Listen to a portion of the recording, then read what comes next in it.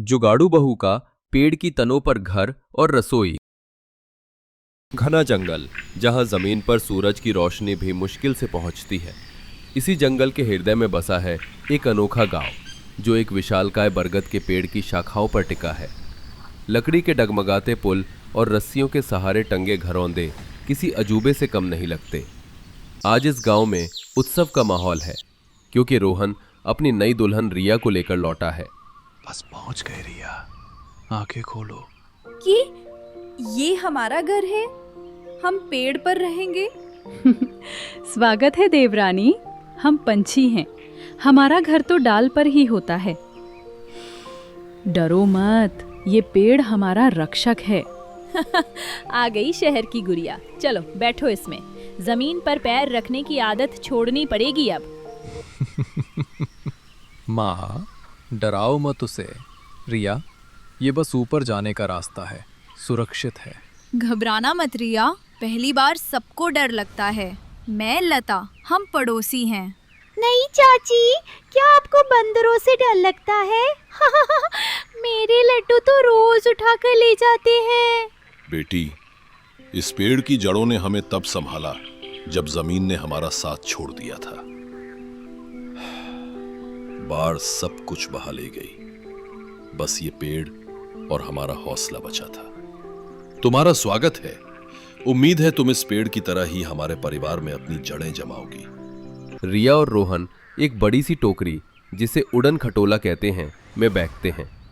गांव वाले रस्सा खींचते हैं और टोकरी धीरे धीरे ऊपर उठने लगती है। रिया कसकर आंखें बंद कर लेती है। जब वो आंखें खोलती है तो वो अपने नए घर के सामने होती है। एक विशाल तने को काटकर बनाया गया एक सुंदर छोटा सा लकड़ी का घर। कुछ दिन बीत जाते हैं और रिया के लिए शहर की यादें और गांव की सच्चाई के बीच का अंतर हर पल गहराता जा रहा था। बहू, अभी तक रोटी नहीं सेकी, सूरज सिर पर आ गया।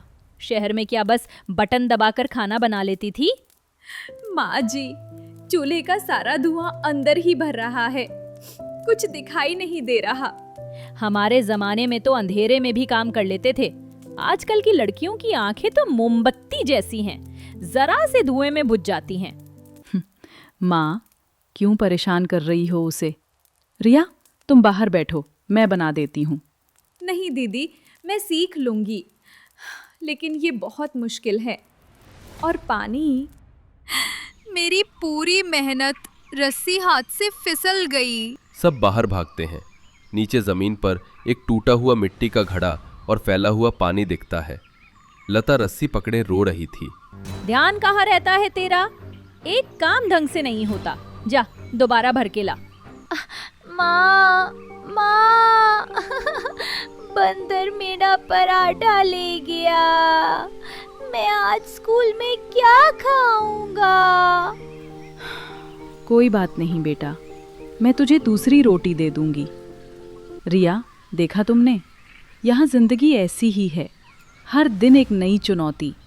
रोहन, क्या हम हमेशा ऐसे ही रहेंगे? दीदी, लता, माँ जी सब कितनी मेहनत करती हैं। पानी भरने और चूल्हा फूंकने में ही उनकी आधी जिंदगी निकल जाती है। क्या हम कुछ नहीं कर सकते? हम सालों से ऐसे ही रह रहे हैं रिया, आदत हो गई है, हम और कर भी क्या सकते हैं? नहीं, आदतें बदली जा सकती हैं। अगर इंसान पेड़ पर घर बना सकता है तो क्या उस घर में जीने का तरीका आसान नहीं बना सकता? मैंने कुछ सोचा है।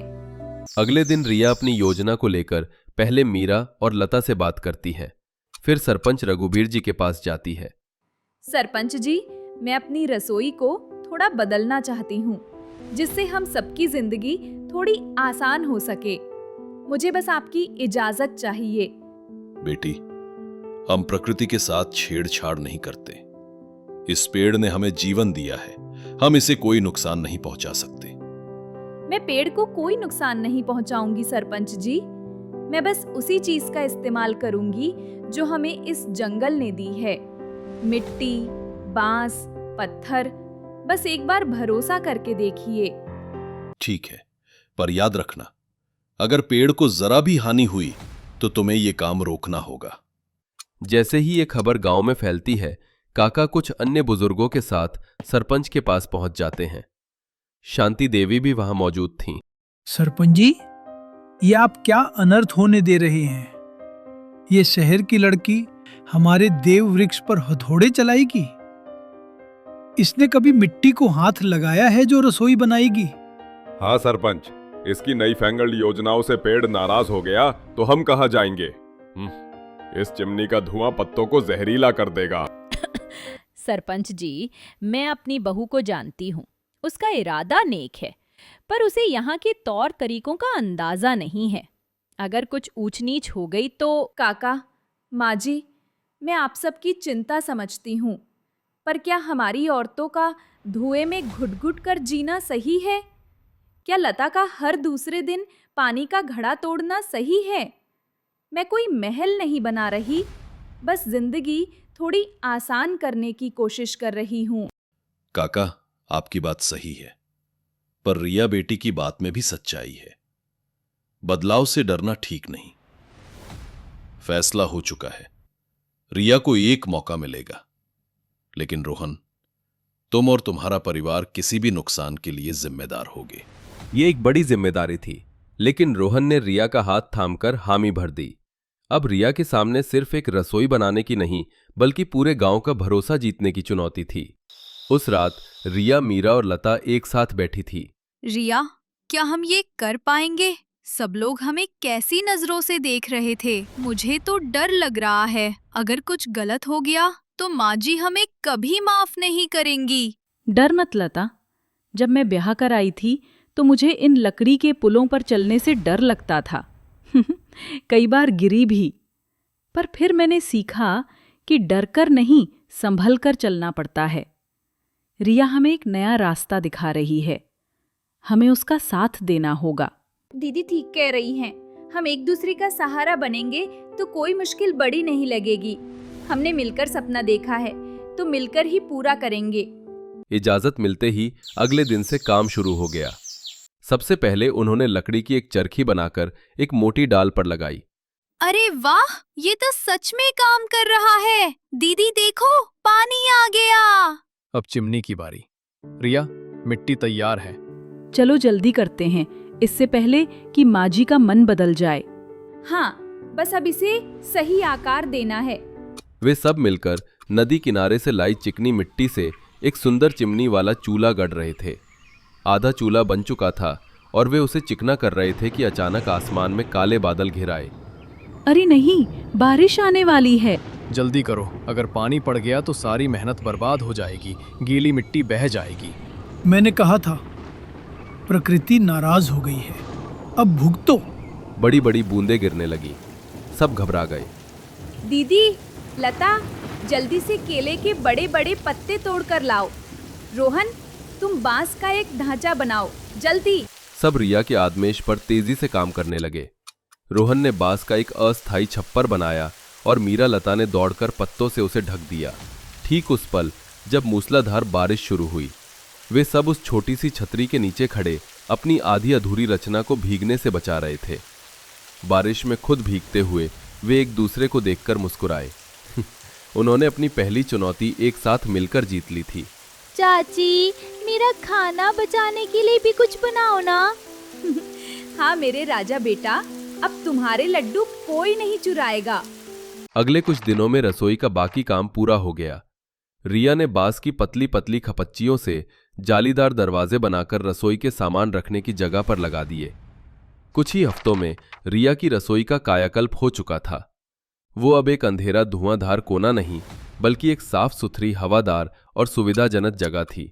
माँ जी, आज रसोई का पहला खाना आप बनाएंगी।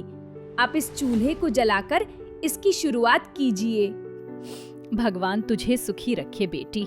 उस दिन पूरा गांव रिया की नई रसोई में दावत के लिए इकट्ठा होता है। औरतें देखती हैं कि कैसे मीरा, लता और रिया बिना किसी परेशानी के हंसते गाते खाना बना रही हैं। बहनों, आज पहली बार मुझे पानी भरने में थकान नहीं हुई। पहली बार मेरी आंखों में चूल्हे का धुआं नहीं लगा।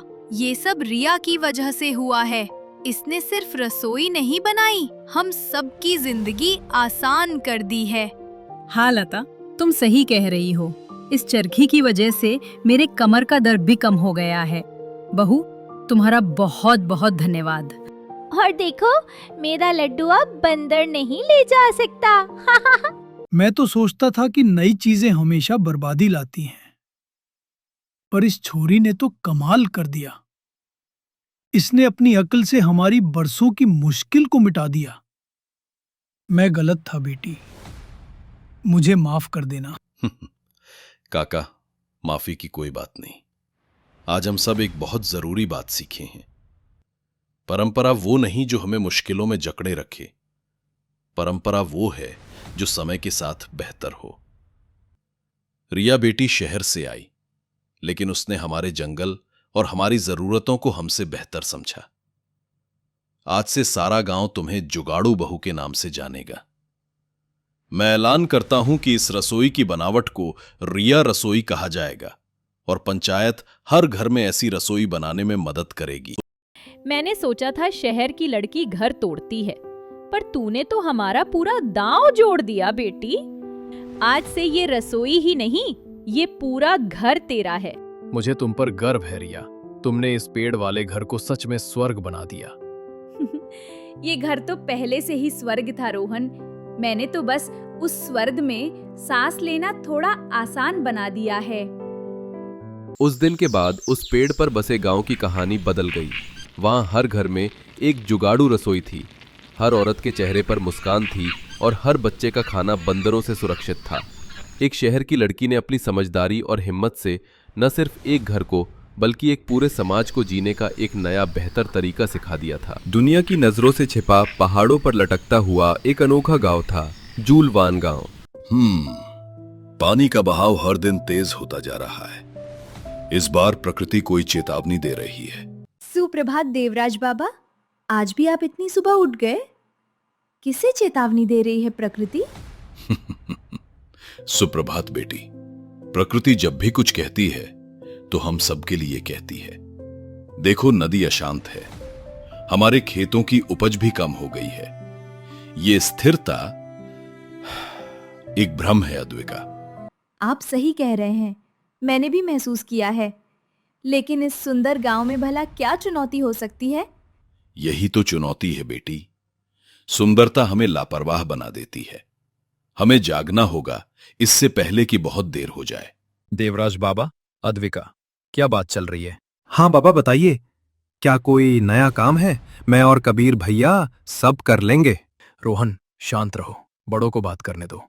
बाबा, लकड़ियां अब और दूर जाकर लानी पड़ रही हैं। जंगल घना होता जा रहा है और जानवर भी कम दिख रहे हैं। हर तरफ से संकेत मिल रहे हैं कबीर। हमें एक योजना बनानी होगी। शाम को पंचायत बुलाओ, सभी से बात करनी होगी। शाम को देवराज के घर के सामने बने चबूतरे पर गांव की पंचायत बैठी है। मेरे प्यारे गांव वालों, संकट हमारे दरवाजे पर है। भोजन की कमी और नली का बढ़ता खतरा। हमें इसका समाधान खोजना होगा। एक समाधान है। सरस्वती देवी ने हमें एक पुराना रास्ता दिखाया है। हमारी पूर्वजों ने जीवन के अमृत को खोजकर गांव को बचाया था। हमें भी 3 चोटियों के पार उस चमत्कारी पत्थर को खोजना होगा। लेकिन ये तो सिर्फ एक कहानी है। क्या हमें इस पर विश्वास करना चाहिए? ये पागलपन है। तुम बच्चों को मौत के मुंह में धकेलना चाहती हो अद्विका। क्या तुम सब भूल गए कि 10 साल पहले क्या हुआ था? मेरे पति भी ऐसे ही गए थे और कभी वापस नहीं लौटे। लीला, कहानियां ही हमारा इतिहास है। वे हमें रास्ता दिखाती हैं। तुम्हारे पति एक बहादुर इंसान थे, लेकिन डर हमें आगे बढ़ने से नहीं रोक सकता। कैसा रास्ता जो मौत की ओर जाता है? मैं अपने इकलौते बेटे को किसी कहानी के पीछे जान देने नहीं दूंगी। लीला काकी, मैं आपके डर का सम्मान करता हूं, लेकिन हाथ पर हाथ धरे बैठने से क्या होगा? अगर हम आज कुछ नहीं करेंगे तो कल पूरा गांव भूखा मरेगा। मैं इस यात्रा पर जाने के लिए तैयार हूं। मैं भी जाऊंगा कबीर भैया के साथ। मैं किसी से नहीं डरता। तुम्हारा उत्साह अच्छा है रोहन, लेकिन ये कोई खेल नहीं है। इसके लिए अनुभव चाहिए। कबीर और अद्विका इसका नेतृत्व करेंगे। अर्जुन और माया, क्या तुम साथ दोगे? हाँ बाबा, मैं जाऊंगा। मैं भी चलूंगी। मेरा जड़ी बूटियों का ज्ञान शायद काम आए। हाँ, तो तुम सबने तय कर लिया है, जाओ। लेकिन याद रखना, अगर मेरे बेटे को कुछ हुआ तो मैं किसी को माफ नहीं करूंगी। लीला गुस्से में वहां से चली जाती है। ठीक है, कल सुबह की पहली किरण के साथ तुम चारों इस यात्रा पर निकलोगे। अगली सुबह पूरा गांव उन्हें विदा करने आया। इसमें कुछ विशेष जड़ी बूटियां हैं, ये तुम्हें शक्ति देंगी। धन्यवाद देवी, हम जल्दी ही लौटेंगे। बेटा, सबकी सुरक्षा तुम्हारी जिम्मेदारी है। आप चिंता न करें बाबा। जैसे ही वे गांव के आखिरी पुल को पार करते हैं, रोहन चुपके से उनके पीछे पीछे निकल पड़ता है। 2 दिन जंगल में चलने के बाद थकान उन पर हावी होने लगी थी। ये जंगल बहुत घना है, हम कहीं खो तो नहीं गए? नहीं, 3 चोटियां यहीं कहीं होनी चाहिए। देखो, ये जंगली भेड़ियों के निशान हैं। मतलब हम सही दिशा में हैं। तभी झाड़ियों के पीछे से एक सरसराहट होती है। कबीर तुरंत अपनी कुल्हाड़ी उठा लेता है। झाड़ियों से रोहन निकलता है। रोहन, तुम यहाँ क्या कर रहे हो? तुम पागल हो क्या? अगर तुम्हें कुछ हो जाता तो? मैं भी गांव के लिए कुछ करना चाहता था। अब कोई चारा नहीं है, इसे हमारे साथ ही रहना होगा। लेकिन रोहन, तुम मेरी हर बात मानोगे, समझे? कई घंटों की चढ़ाई के बाद वे एक संकीर्ण गुफा तक पहुंचते हैं। अंदर वे एक टूटे हुए लकड़ी के पुल तक पहुंचते हैं। देखो, लकड़ियाँ कितनी सड़ चुकी है। ये पुल कभी भी गिर सकता है। मैं पहले जाता हूँ, सब एक एक करके आना। रोहन, तुम सबसे आखिर में। कबीर, अद्विका और माया पुल पार कर लेते हैं। जब अर्जुन पार कर रहा होता है तो उसका पैर फिसलता है, लेकिन कबीर उसे खींच लेता है। अंत में रोहन की बारी आती है। वो डरते डरते आगे बढ़ता है। तभी पुल का एक हिस्सा टूट जाता है और रोहन नीचे लटक जाता है। भैया बचाओ! रोहन, घबराना मत, हाथ मत छोड़ना। कबीर और अर्जुन मिलकर रस्सी फेंकते हैं और बड़ी मुश्किल से उसे ऊपर खींच लेते हैं। देखा तुमने, तुम्हारी एक गलती हम सबको मुश्किल में डाल सकती थी। मुझे माफ कर दो भैया। अब जो हो गया सो हो गया। शुक्र है तुम सुरक्षित हो। चलो आगे बढ़े। गुफा में और आगे जाने पर वे एक बड़े कक्ष में पहुंचते हैं, जहां एक नीला पत्थर चमक रहा था। इस रोशनी को देखकर मेरी सारी थकान जैसे चली गई। इसकी चमक फीकी लग रही है। सरस्वती देवी ने कहा था कि इसे पुनर्जीवित करना पड़ता है। पुनर्जीवित? वो कैसे? हमें एक अनुष्ठान करना होगा, 5 तत्वों की ऊर्जा और हृदय के विश्वास से। माया के निर्देशों के अनुसार वे अनुष्ठान करते हैं। वे सब एक दूसरे का हाथ पकड़कर आंखें बंद कर लेते हैं। धीरे धीरे पत्थर की नीली चमक तेज होने लगती है और पूरे कक्ष को अपनी रोशनी से भर देती है। अब हमें जल्दी से जलमार्ग बनाने का काम शुरू करना होगा। वे पूरी लगन से काम में जुट जाते हैं, लेकिन तभी उन्हें बाहर से नदी के गरजने की तेज आवाज सुनाई देती है। नहीं, बाढ़! नदी में बाढ़ आ गई है। हमारी सारी मेहनत बर्बाद हो गई। मेरी माँ सही थी। हिम्मत मत हारो अर्जुन, हम फिर से कोशिश करेंगे। हमें जलमार्ग को गुफा के भीतर से ले जाना होगा। ऊपरी हिस्सा अभी भी सुरक्षित है। ये एक खतरनाक विचार था, लेकिन उनके पास कोई और विकल्प नहीं था। वे अपनी जान की परवाह किए बिना काम करते रहते हैं और अंततः एक नया सुरक्षित जलमार्ग बनाने में सफल हो जाते हैं। जुलवान गांव में बाढ़ की खबर से हाहाकार मचा हुआ था। तभी गांव के छोर पर बने जलमार्ग से पानी की पहली धार बहती हुई आती है। पानी के पीछे पीछे 5 थके हारे लेकिन विजयी होकर लौटते हैं। वे लौट आए, वे सफल हो गए। पूरा गांव खुशी से झूम उठता है। लीला दौड़कर अर्जुन को गले लगा लेती है। मेरे बेटे, तू जिंदा है, मुझे माफ कर दे, मैं डर गई थी। मैं ठीक हूं माँ, हम सब ठीक हैं। हमने कर दिखाया। बाबा, मैं माफी चाहता हूं। मैंने आपकी आज्ञा का उल्लंघन किया।